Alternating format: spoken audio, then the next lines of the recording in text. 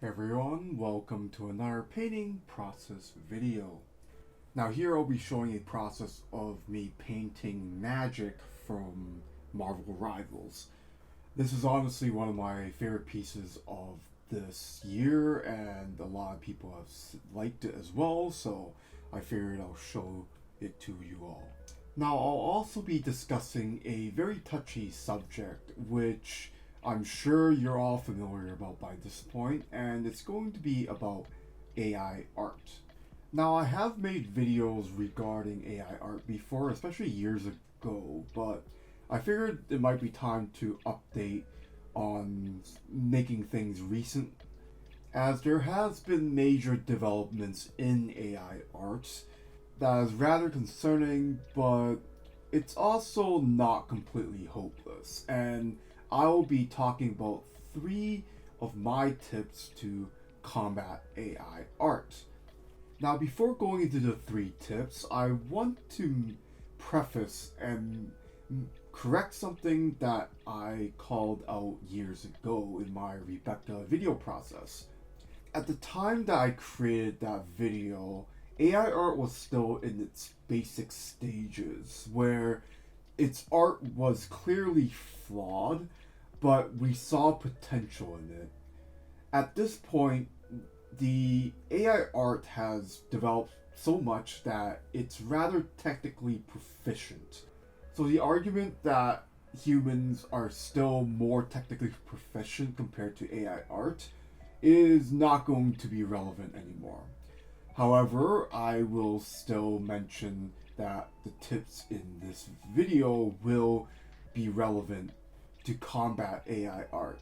Now, of course, I can't see in the future, so if in a few years that these prove to be wrong, then I'll probably make another video to describe any corrections regarding that. So, number one, for the art side of things, you need to start avoiding oversaturated styles. Now, I'm not talking about saturation in terms of colors or anything. We know from AI art that it's being trained by a ton of images, and there have been some styles which have more representation than others, which means that it was trained a lot more of in that style than others. There are a lot to name, but to generalize what AI art's strength is just the idea that they're really technically perfect.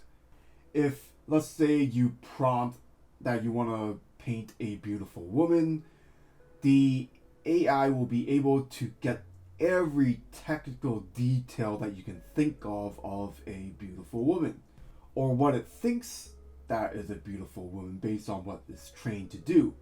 Regardless, it's going to be technically perfect in a theoretical sense. And it's only going to improve over time because technical perfection can be broken down mathematically. So, with that, if you want to have a chance to stand out against AI art and future proof yourself, then perhaps you might want to avoid styles which are just too technically perfect.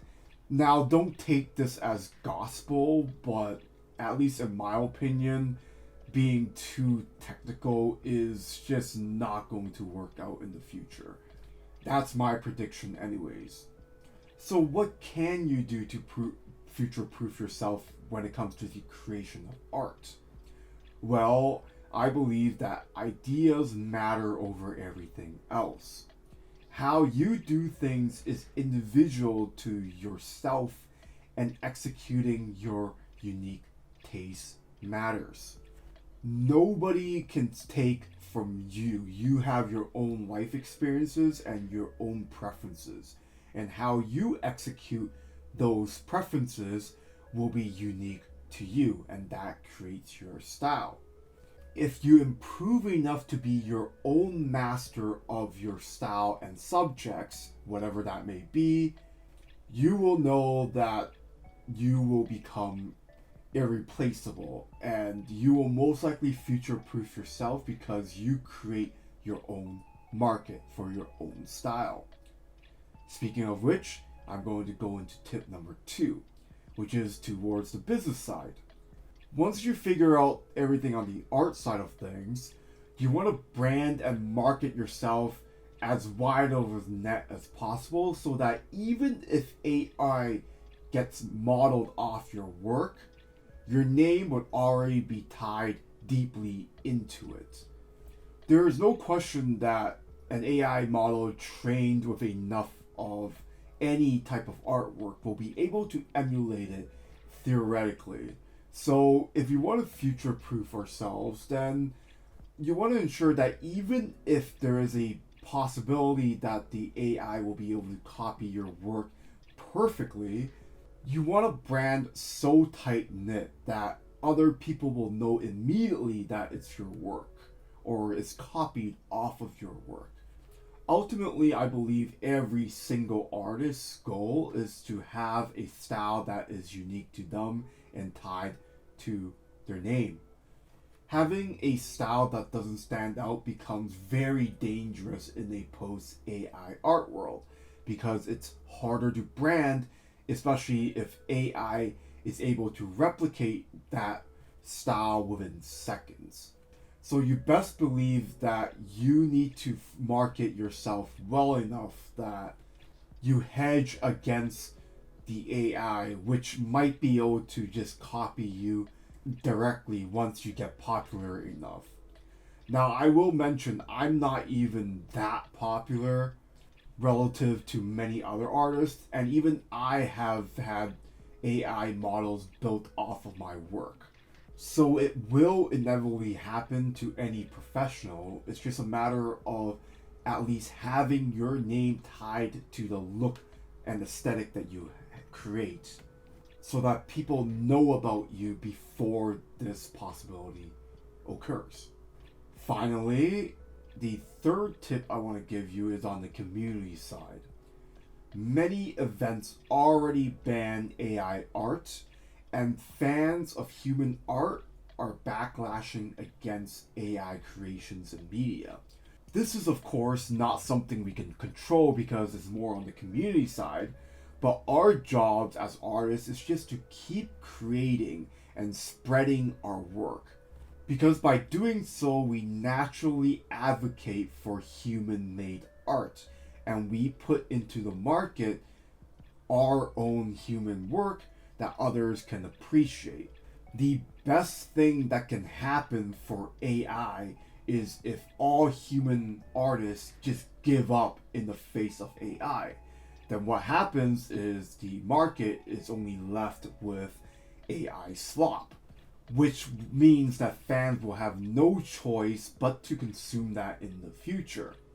So we are doing our jobs by just creating art and not giving up. We need to give people the options to appreciate human art. And whatever happens, happens. We have to accept AI is here to stay.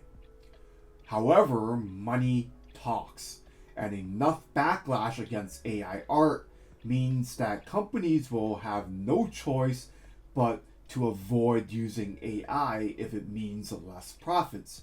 And we know corporations like money, so if the community is actively avoiding AI art and choosing to have human art, then it means that human artists will always have a place in the market.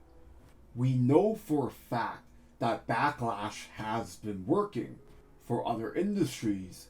For example, there's a meme going on where Taco Bell replaced their drive-thrus with AI, and it has been very flawed and people have been exploiting it. Just doesn't work properly. The fact that people have been calling attention on this sort of thing has forced Taco Bell to start reconsidering it. And this is only one example. We see backlash against YouTube AI creations.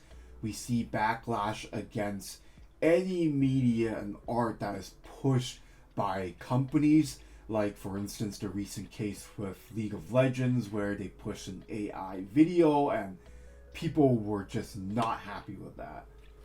It does work, but again, we have to give alternatives to AI art in place of this backlash.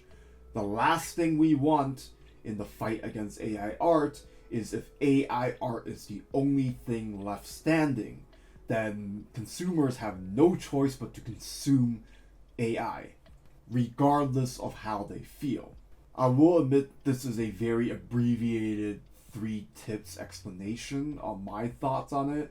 There are a lot of angles and a lot of nuance in this sort of topic, but this is a start, and the fact that human art is still actively consumed years later tells me that our humanity is still irreplaceable. We want to keep the fight going, and part of our duties as an artist is just to keep creating. Don't give up just because AI feels like this insurmountable mountain to overcome.